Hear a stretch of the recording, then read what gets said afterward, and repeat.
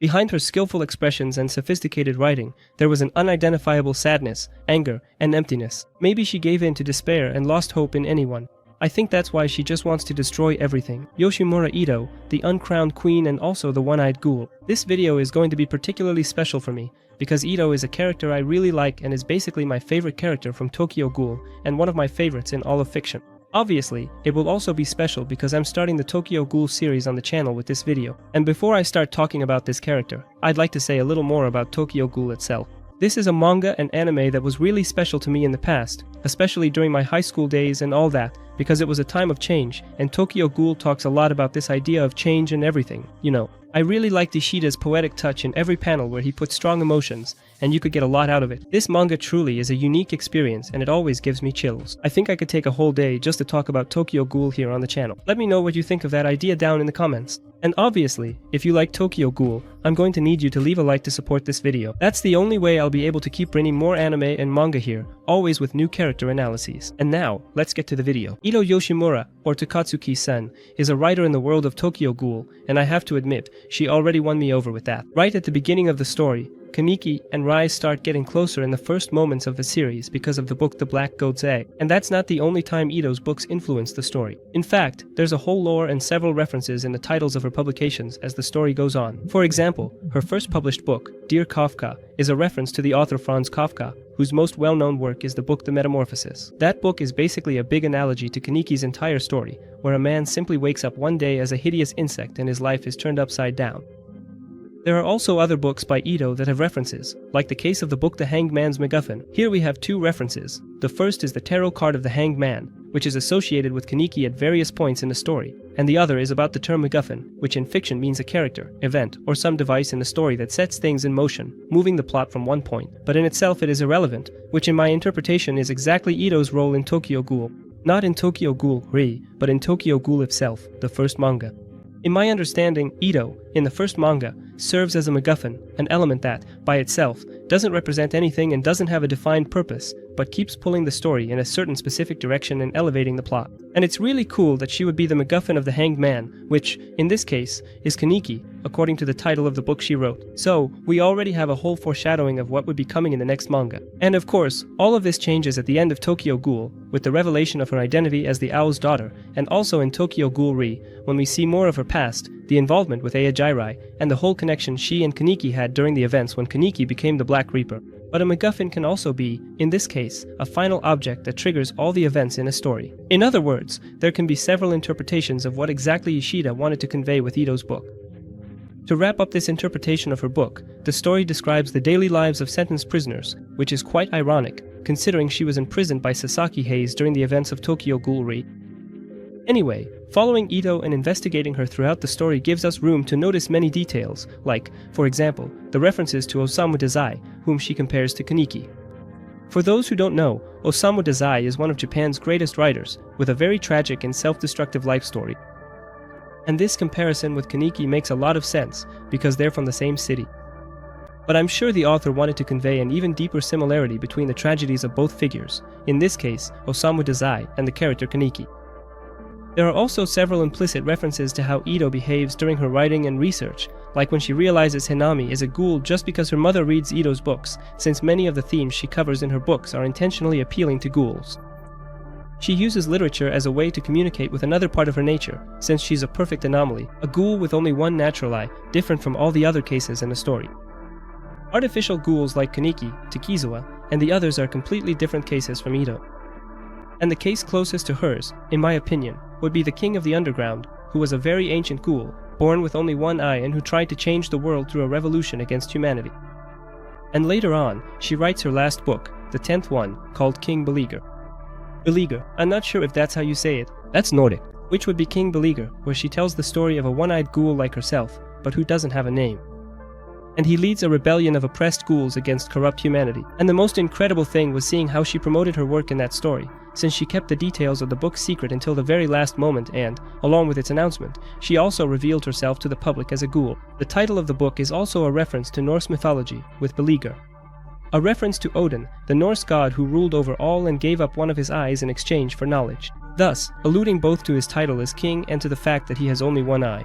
Now, what everyone expected was that this would be a parallel to herself as the king, but in reality, she attributes the figure of the monarch to another individual, who would be Kaneki himself. And this interaction really makes us think about how Ito sees herself as weak or, at the very least, insufficient. Ito sees herself merely as a byproduct of the relationship between her father and her mother, and nothing more than that. Her mother was investigating the V organization, which is directly connected to the Washu clan, the origin of the so-called king of the underground. So Ito interpreted that her mother's love for her father was fake, and that this fake love was just her mother's attempt to gather information about the V organization. In other words, she herself wouldn't have any value in all of this. She is a child born from a fake love, at least in her own eyes. And all of this is connected to the entire foundation of the CCG organization and its true objective. A great foreshadowing we have, by the way, is that at the beginning, back in Tokyo Ghoul, Ito calmly passes through an RC cell detector, which doesn't recognize her as a ghoul. And this explanation only comes up in the next manga, Tokyo Ghoul Re, when we see the reasons behind all of this, where the device itself was made not to go off in specific cases. It's clear that all this lore involving Ito, the Washu clan, Rise, and the other revolutionary plans was very well thought out. Ito always had the altruistic ideal of change, writing her story of King Bylinger and trying to inspire hope in ghouls by making them imagine a world where they could live safely. All of this using literature merely as a tool. We know how books are a very present element in this story. Ito seemed not to understand her own value in all of this, always searching for a king or a figure of power greater than herself to take on the role of leading the ghouls forward. Obviously, her mindset is reflected in her books, like in the excerpts from The Black Goat's Egg, where we have the following line, "My dear lost being, your parents failed to raise you," making clear reference to her past, having been abandoned because of her parents' impossible love. And we also have the line from the book Dear Kafka, where she wrote, "You can only destroy things you cannot change." That's how it is for me. A person who left everything they needed in the womb. The child who lost the way back home even forgot about the idea of returning. And so, she wishes for death once again. It's clear that we can better understand Ito's self-destructive and pessimistic mindset towards herself through everything she wrote. But I would say that for a character who challenged beings like Arima, faced insanely powerful opponents like Kaneki and Furuta, Ito always seemed to see herself as inferior, largely because she didn't believe in the value of her own origin, which is ironic, since her origin is the only one officially recognized as a naturally conceived one-eyed ghoul.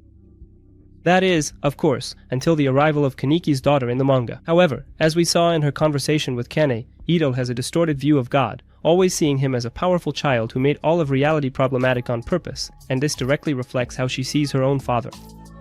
It's a troubled relationship between creator and creation, which directly reflects her worldview regarding the social problems that exist between humans and ghouls. There are also several parallels in Ito's fight against Arima, which are repeated in her father Yoshimura's fight against Arima, and that's really interesting to observe.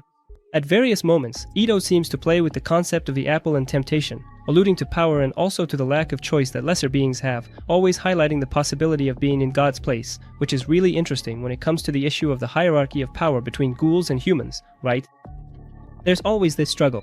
And this part could also be connected to her faith in finding the one-eyed king, even if he was an artificial ghoul, like in Kaneki's case, which also ties in a lot with the philosophical question of the creation of God. Do you create God, or does God create man? After all, in Ito's case, she would be willing to go through trial and error, moving from experiment to experiment, even if Kaneki wasn't enough, right? There's a lot of that going on. And of course, all of this changes. In Tokyo Ghoul Re, she also confesses her love for Kaneki, which, like most of her worldviews, is also a twisted kind of love, but in my opinion, it makes a lot of sense, since Kaneki embodied everything she admired and could actually make her goals a reality. Not to mention, of course, that he also admired her work. He understands her writing, always following all her books from the very beginning to the end of the series. Overall, it's clear that they had everything it took to end up together, and that a child from the two of them could have actually brought about what Ito longed for so much, but Kaneki didn't go down that path, did he? As we see at the end of the story, he found another way out for the conflict between ghouls and humans. And many people see Ito as a wasted character who didn't get a worthy ending in the story, but I don't really see it that way. To me, Ito is a character who's hard to understand, especially if you look at the whole work all at once. A lot of her personality is in the metaphors she uses to communicate with others or in her own books. And the foundation of her point of view is a troubled outlook on the world, stemming from a relationship that had everything to be perfect but ended up unfolding into a tragedy. The fallout between her parents gave rise to Ito, a one-eyed ghoul, abandoned and with an extremely chaotic mindset, but who, at the same time, was still able to dream of an optimistic world for ghouls. And I just love that about her. She is a contradiction. She is very intelligent and knew she couldn't get far on her own. Even though she was an absurdly strong ghoul, she wasn't on Arima's level and also recognized her own limits. That's why she always sought out others who could accomplish what she alone could not. That's why she and Arima together made Kaneki the One-Eyed King, and she fulfilled her role in the story in a way that wasn't a waste, in my opinion, with the only inconclusive factor being her final state in the work. In the anime, she's considered dead, but we don't have a definitive conclusion in the manga, which leaves room for speculation. And I get it. She had everything it took to have received a worthy ending against Furuta.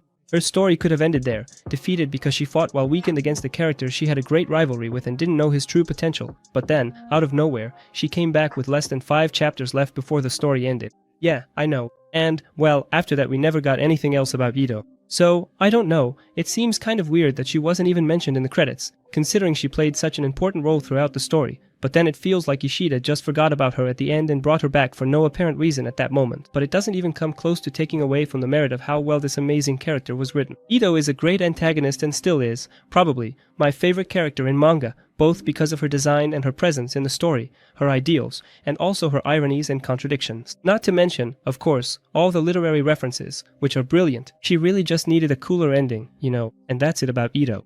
Guys, thank you so much for watching this Tokyo Ghoul video. This one had a slightly more serious tone. I'll probably make more videos in this style, if you liked it, of course. And there are a bunch of other secondary characters from Tokyo Ghoul that I could bring to the channel, and I think there's a lot to talk about, alright? This was the first in the series. Let's see what happens. Let's see if we keep going. And that's it. Subscribe to the channel, hit the like button if you enjoy Tokyo Ghoul and like the video, and help us out, alright?